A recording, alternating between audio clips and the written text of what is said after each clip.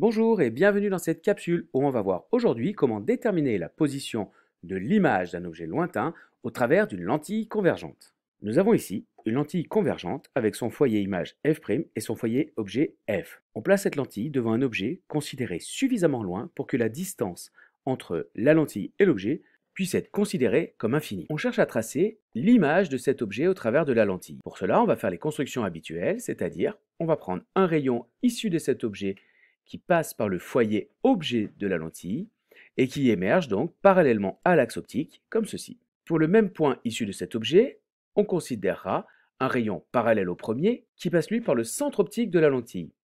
L'intersection de ces deux rayons ici va nous donner la position de l'image de cet objet au travers de la lentille. L'image de cet objet se trouve dans le plan focal de la lentille, c'est-à-dire à une distance OF' qui correspond à la distance focale.